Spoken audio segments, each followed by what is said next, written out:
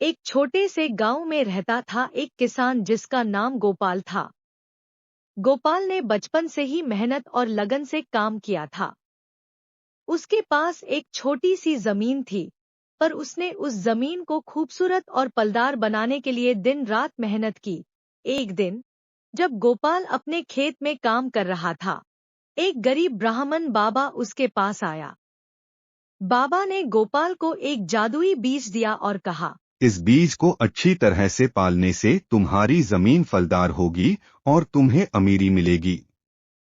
गोपाल ने बाबा की बात मान ली और उसने बीज को अपने खेत में बोया।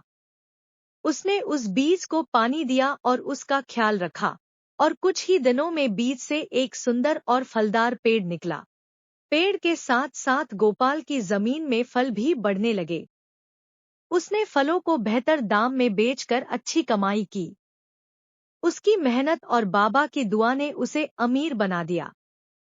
गोपाल के खेत में फल और सब्जियां इतनी खुशनुमाती से उगने लगी कि लोग उसके खेत को देखने आते और उसकी तारीफ करते। गोपाल ने अपने परिवार को भी अपनी इस मेहनत पर खुश देखा। उसके बच्चों की तालीम बेहतर हुई और उनकी जिंदगी में सुख शांति आई। एक दिन, एक धनी व्यापारी गोपाल के पास आया और उसने उसके पेड़ और फलों को देखा। व्यापारी ने गोपाल को बड़ी ऑफर दी अपने फ्रूट को खरीदने के लिए। गोपाल ने व्यापारी के ऑफर्स को सुना, पर उसने सोचा कि अपने गांव के लोगों को भी फायदा देना चाहिए। उसने अपने पेड़ों से ही हासिल होने वाली फ्रूट और सब्जियों का दाम इतना कम रखा कि लोग आसानी से खरीद सके। इससे गांव के लोगों की भी मदद हो गई और गोपाल की इज्जत और डिमांड और बढ़ गई। गोपाल ने बाबा का शुक्रिया अदा किया और हमेशा मेहनत और इंसानियत का पाठ रखा।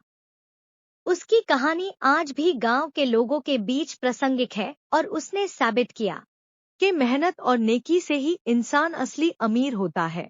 इस कहानी से हमें ये सबक मिलता है कि सफलता का राज मेहनत, समझदारी और दूसरों की मदद में है।